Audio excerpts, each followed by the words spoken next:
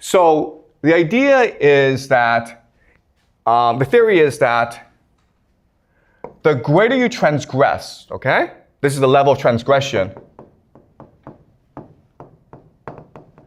The greater your cohesion, which leads to synchronicity.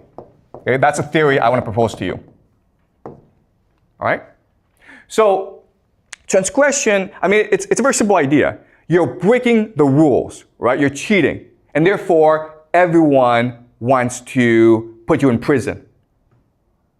Which means that the only way that you can survive is if you keep the secret among your group, right? Which forces cohesion. Does that make sense? All right? And we see this in all aspects of society, right? So the most basic form of transgression is just joking or pranking, right? So for example, you guys, 6 of you, decide, you know what, we're going to play a joke on the school. We're going to cover all the rooms with toilet paper. It's a joke, it's a prank. But obviously, you don't want to get caught because the school will punish you. And this joke and this prank will make you more cohesive, right? Because now you have a secret amongst yourself. And if anyone betrays you, you're all screwed. Right? Does that make sense? That's the logic. The other thing that's really interesting is that when you transgress, when you break a taboo, you feel empowered. You feel liberated. And it becomes addictive. Right?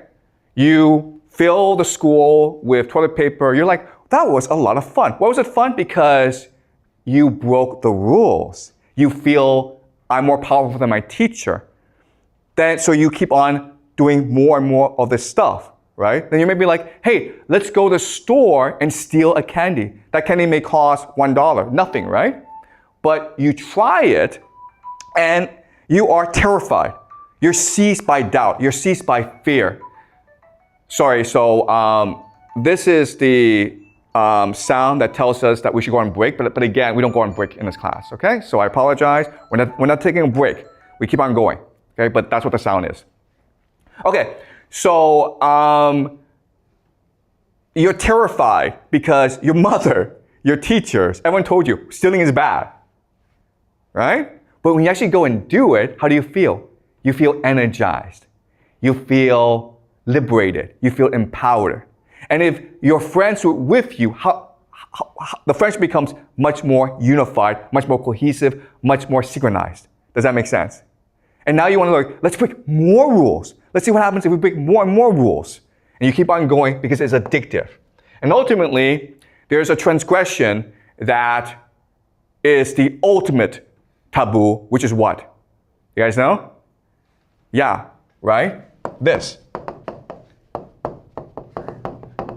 Right? Can you think of a more worse transgression than this? That's why they do it. Because it feels empowering. It releases energy. They do it because they believe that when you do this, it releases divine energy. And when you actually do it, okay? Guys, I'm not telling you to go do this, okay? Please do not do this. Okay? And please remember, okay? This is evil. We should not be doing this. But when you actually go and do it, those who can do it, they feel as though they are now inundated. That now they are now filled with divine energy. They found the secret of the universe. They found the ultimate power in the world.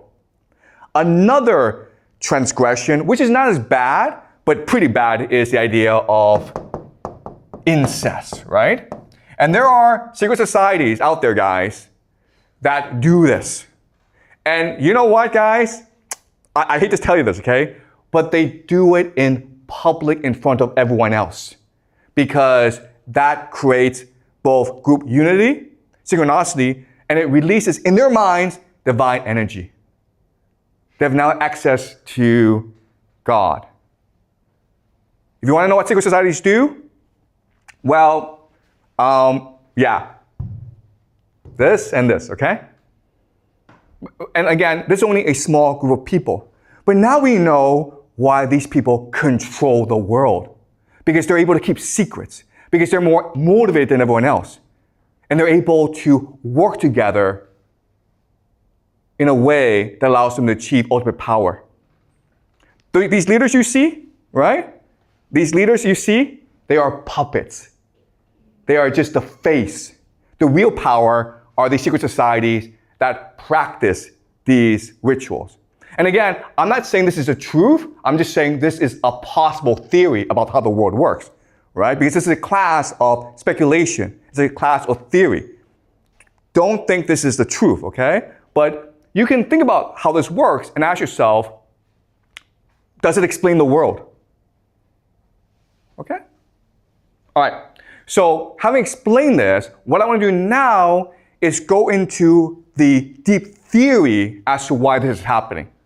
Okay? So if you talk to these people and they're honest with you, they'll tell you that when we do this, we access God and God gives us divine power because they're superstitious and they're stupid.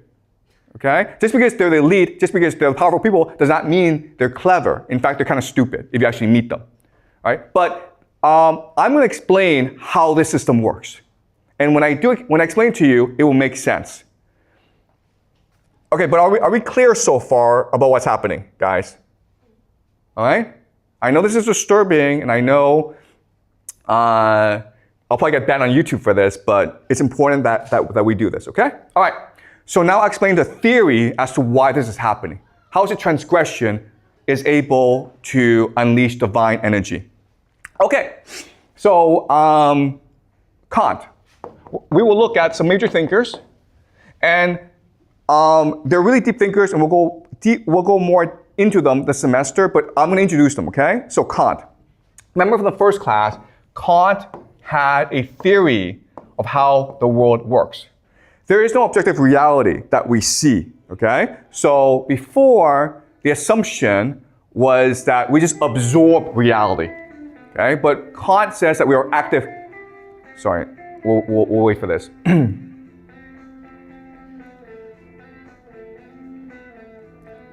So Kant says that we are active participants in reality. How?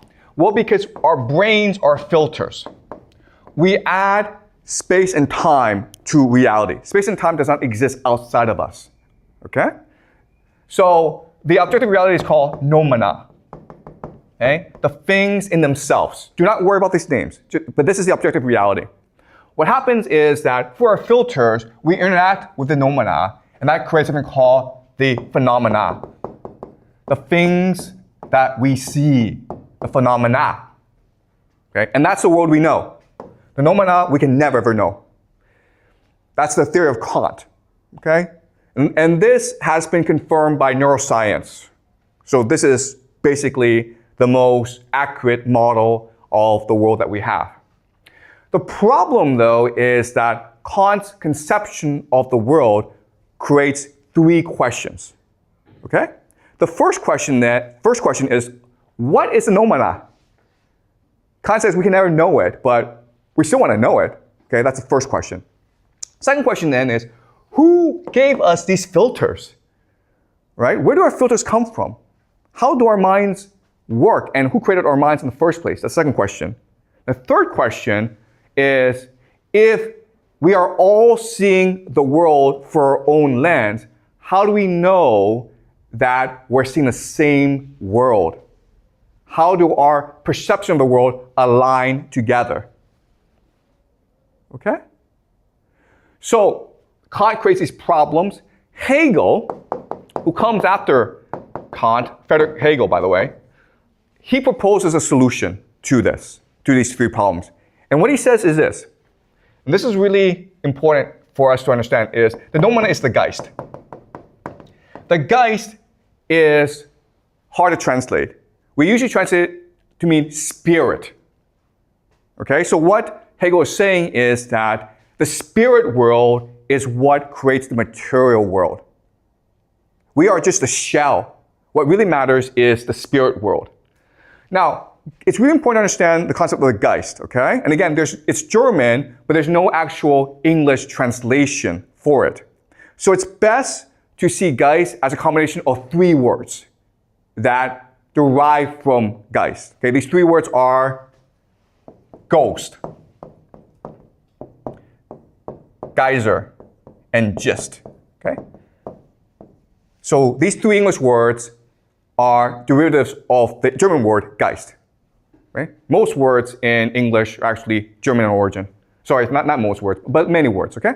All right, ghost is just a parallel reality that exists alongside us, right? A spiritual world. That's the first concept. Geyser is just a force that is exploding or becoming or expanding. So this Geist is constantly expanding and becoming.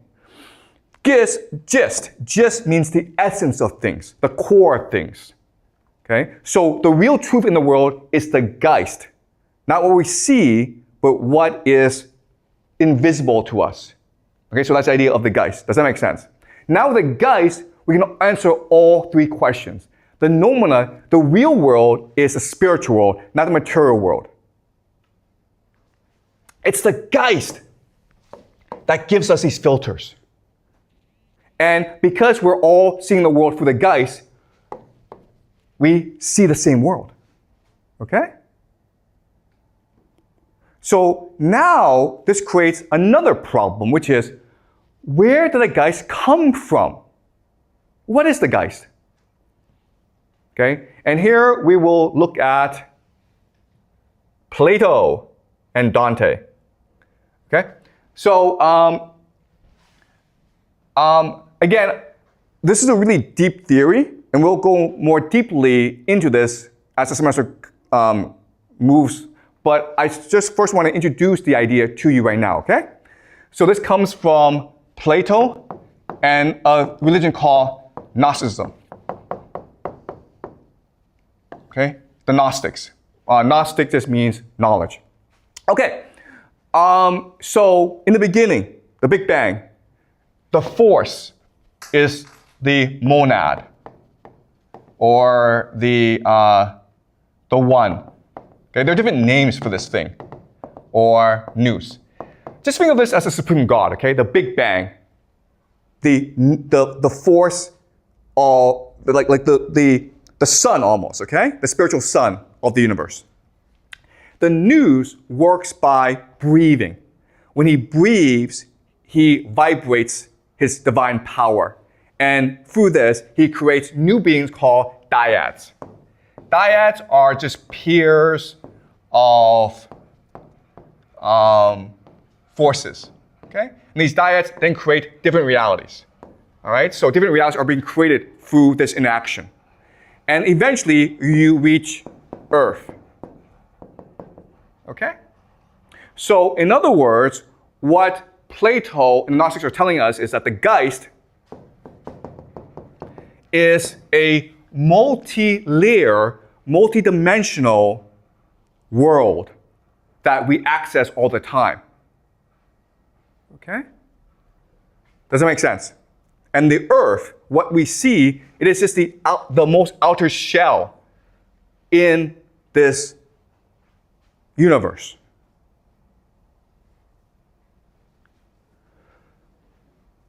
Is this clear to you guys? All right. So now the question then is, what is the purpose of life in the world? And what Plato says is that the purpose of life in this world is to return to the monad. Okay? And guess what, guys? This is actually the framework for a lot of religions, including Hinduism, right? And Buddhism. This is what the Hindus and the Buddhists believe as well. Nirvana is to return to the monad. I'm not sure if you guys have studied religion before, okay? But that's the idea. So what Plato says is that through the pursuit of knowledge, philosophy, the love of knowledge, you can return to the monad. Okay? Dante, and we will study Dante in depth later on, okay? But Dante has another solution. What Dante says is that the monad is love. Okay? And the monad because he creates things, his divine spark emanates throughout the universe. Okay? So there is a divine spark in us. And this divine spark is called love. So we are able to love people. Mothers love children. You love each other because of this divine spark in you. And the more you love, the more you return to the monad. Okay, so Plato says, pursue knowledge. Dante says, pursue love. Okay? So now the question is, okay, this sounds all very good, but why does evil happen in the world? Okay, what's the source of evil? Right? That's interesting. Okay, you have this theory of the universe, but then the question then is, why do people do bad things then? Why is there sacrifice in the world? Why are people doing all these bad things and not only getting away with it, but they're also controlling the world? That's a big question, right? So, for Plato, the answer is very simple. This world doesn't matter. Who cares if they control this world? It's a fake shadow world. Ignore them. Just focus on the pursuit of knowledge because that allows you to be one with the monad. Okay? Who cares about this world? Give them what they want. Give them their power, their fame, their money. Who cares? Dante's answer is actually very interesting. Okay? That's Plato's answer. It doesn't matter. This world doesn't matter. Who cares what happens in this world? It's a prison anyway. Dante actually proposed something different. He says this. If the monad is love, love is trust. So the monad loves us, and as a result, the monad gives us free will. Now, free will can lead to bad things, for example, this world, but he has no choice in the matter. Because for him to interfere means to take away our free will. And free will is his greatest gift to us. Okay? But now and then, what he will do is he will send messengers to our world to remind us that there is a divine spark in us. And we can activate it and achieve a greater consciousness. And these messengers are Plato, Dante, right? Jesus. Right? Does it make sense? So now and then the monad will send through the Geist, okay? The monad will implant ideas in these people who will then tell us the truth. But it's our choice whether or not to believe it because the monad has given us free will. All right, so for Plato, what's important is the pursuit of knowledge. For Dante, what matters is the pursuit of love. To love each other unconditionally. Okay? And that's what they tell us. What the system also tells us is that the powerful want to deny this system, right? Because if they control Earth, the fake world, they want to make it as real as possible. Does that make sense? That's the source of their power. The belief that the only thing that matters is the material world, the prison that we live in. And that's why we have science, right? Science is negation of the spiritual world and the validation of the material world. If you cannot see it, it must be fake, right? Okay? So that's how power works. Now, transgression works in this model because transgression allows the powerful to align to a certain part of this universe, okay? Because in this universe, there are evil forces as well. Does that make sense? So for example, the metaphor is, think of the internet, right? Well, there are millions and millions of websites. And through transgression, by doing the same evil act, what the powerful have done is they've logged on to the same website, right? And because they've logged on the same website, it allows for synchronicity.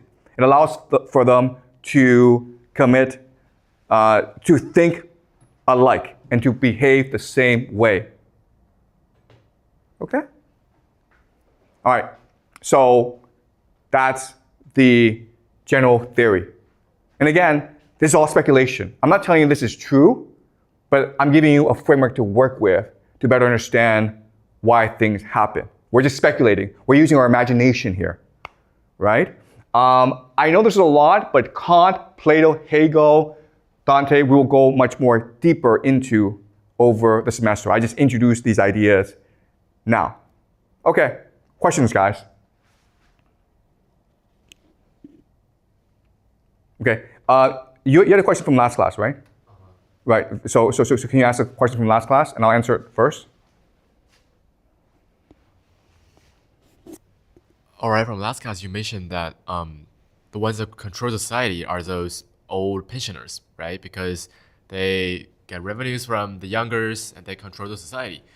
In our society, I do see signs or phenomena that the government are sort of helping the old pensioners by creating more, say, entertainment or facilities that benefit them. So why is that? Is it possible that the government also benefits from old pensioners' actions, or is actually the governments are controlled by old pensioners? Yeah, I mean, we discussed this last class, but it's the pensioners, the old people who control society, control the culture, who control government, right? Because in China, from the first day, you're taught to respect your elders, right?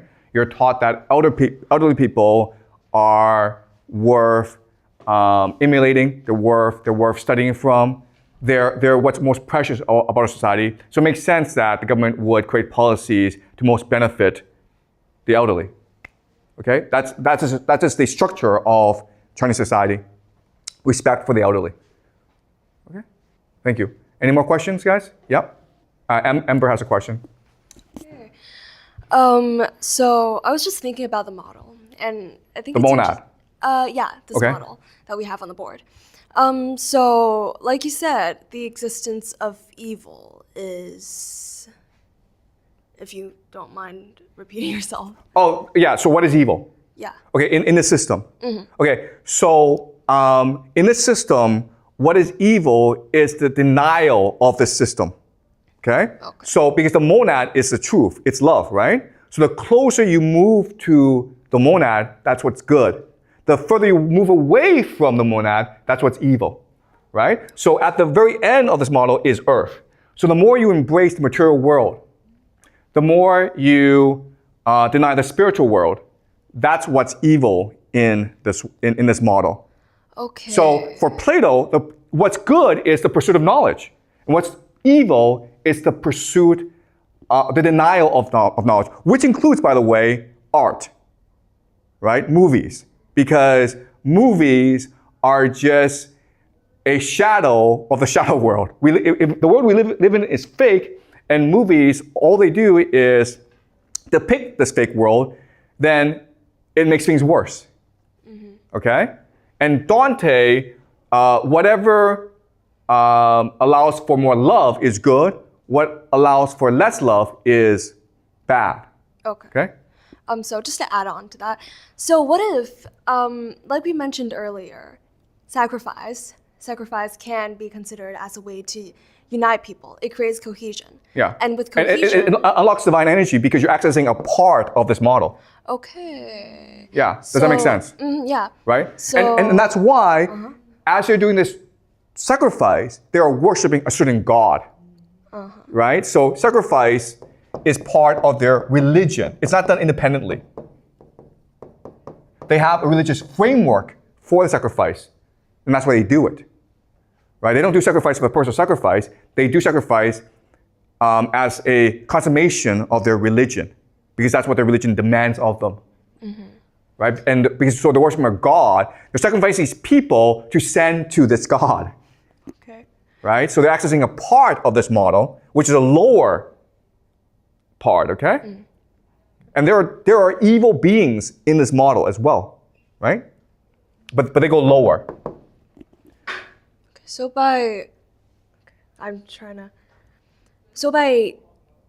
being evil or like doing the bad deeds, we get as long as it creates love in Dante's theory, it gets us ultimately closer to the monad, yes. But the evil now that we perceive is constructed by our current society. So, Yeah, so what Dante is saying about our current society is that our society is first and foremost anti-love. It does not allow for people to love each other. So for example, school, right? So without school, your parents would just care about your happiness. But because of school, parents care about your grades and whether or not you get into a elite American college and whether or not you get a good job. And so the parents deny your free will. They deny your agency. And as a result, you don't feel loved. Okay? So that's what Dante would argue. Our society is anti-love because the society is constructed in a way that does not allow for normal human relationships to flourish. Right? In a normal relationship, your parents would just let you do whatever you want. I would think, you know? But because they're like, no. If I let you do whatever you want, you will not do well in school, and you won't be able to get a job, and then you become, I don't know, unemployed and a drug addict. Who knows, okay? Right? That's how they think. Does that make sense? yeah. So the denial of free will is anti-love, and therefore it's evil, and it limits you from getting closer to monad. That's right. Okay, great. Exactly. Thank you. Yep. Just like the what Amber mentions that this world is anti-love, but what is the purpose of like not letting us get closer to the monad? That's a good question, right? Why are they doing this? Because the people in power want to stay in power, right? Because what they're doing, it goes against the monad. But they want to stay in power. So they gain like benefits such as power by disobeying the monad and letting others like disobeying the monad because they can keep their power. Okay, so let us be very clear, okay? This is really important. Different people will interpret this model in a different way, okay? In their conception, the monad's the evil one. Their God's the good one. They're liberating us from the monad by making us more focused on the material world. Okay, does that make sense? But the reality is that they were able to get their power because they had a religion that promoted transgression, which allowed them to coordinate well together. And now that they have this power, they need to rationalize why they have this power, and they need to develop systems to maintain this power. And that's why we have the world we live in today. Does that make sense? Okay? Does that make sense? They're powerful, they want to maintain the power, so they will think of new ideas that allow them to keep this power, even if it means denying the truth, okay? And again, guys, this is a theory. No one knows if this is true or not. I don't know. Okay? But like what you just mentioned, that nomad has two meanings to either. No. The nomad does not have two meanings. It has different names, but one meaning. Okay, this is really important for you to understand. But There are different names for this, but it is the sun, okay? The divine sun, the source of all life. So Plato defines nomad as knowledge, and Dante defines nomad as love. No. Okay, listen, okay, you have to get this straight, okay? This is everything, okay? Love, knowledge, everything, okay? The question that Plato and Dante are debating is, how do you return to the monad? Okay, so for Plato, it's the pursuit of knowledge that allows you to get closer to the monad. For Dante, it's the pursuit of love. Okay, but this is the one and all, the infinite and the eternal. What Plato would say is that this is the perfect. This is the immutable. It will never change. And it's the eternal. It's always been there and it will always be there. Okay? It's really similar to Buddhism, I think. It is exactly Buddhism. They're like looking at the same thing. It's like more spiritual Yes. aspect of the world and like the ultimate end of things. It's more like abstract concept. It's not something physical that we can interpret as one thing or another. Yes, this is exactly Buddhism and Hinduism, okay? So this is really interesting how different religious traditions working in different localities have the same conception of the world, of the universe. And can we give someone else an opportunity to speak, please? Okay? So can someone else ask question? Like I know you're enthusiastic, but sometimes you want to step back and absorb the idea. Okay? So you've asked a lot of questions, but go home, think about this some more. Okay? Does that make sense? Okay. Does anyone else want to ask questions? Okay, one more question, okay? One. So, like, just to confirm that. Okay. Plato and Dante just like gives us the way to approach nomad, right? Okay. Can you ask the question again? I don't. Like, I want to confirm that Plato or Dante, because Plato said that to learn knowledge, and Dante said to pursue love. So they gives the way to let us approach monad, right? So the monad in the conception of everything is the same, okay? It is a source of everything.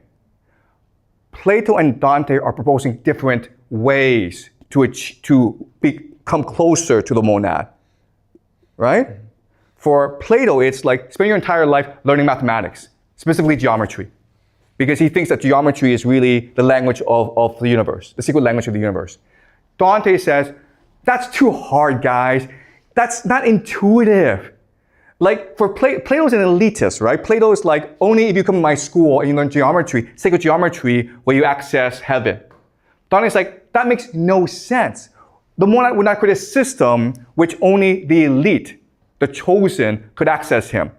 The monad, if he truly loves everyone, will give everyone the capacity to reach him. And that capacity that is accessible to everyone is love, right? Doesn't matter who you are, you can all love. But quite honestly, there are not that many people in the world who can do calculus, right? Right? So Plato's like, you have to do calculus. Plato's like, and Dante's like, that's just ridiculous. That's the most ridiculous thing in the world. Okay? Does that make sense now? Okay. Any more questions, guys? Like, why is that, like, a lot of other, like, religions and, you know, Plato or, like, Dante, they came to the same realization of monad? Like, why is that? Like, it's from different places in the world, different regions, but, like, why do they all have kind of the same thing about wisdom or, like, knowledge in general? Yeah, so that's a really good question. And the answer is the Geist, right? The answer is, where do our thoughts come from? And where do our thoughts go? Do you really think that it's our brain that produces thoughts? Why is it that with the same brain, right? Same neurological structure, but we have different ideas? And why is it that I have so many ideas and others have limited ideas? Well, like biologically, we cannot explain it, okay? We've never explained it. So if you study neuroscience, one thing that they will never ever ask is, where do our thoughts come from? Which is weird because that should be the most basic question, right? That's the first question you ask, but they never ask that. Why? Because they cannot answer it. And the answer, the possibility is the Geist exists, and our ideas come from the Geist. And when we think of ideas, it goes back into the Geist, right? It's a ghost. It is with us and it is not with us. There's just like a big system out there that everything comes from there, so all of the things will go back there eventually. Exactly. And that's why. And that's how we can explain why all these different religions have the same conception of the universe. Because they're getting this conception through inspiration, right? Through communication with the Geist. Right? Does that make sense? Okay. I think that makes a lot more sense than, oh, the synapses in our brains, you know? They fire together and they hit and like, ooh, we have an idea. I don't know. Okay, all right, so great. We will continue this next class.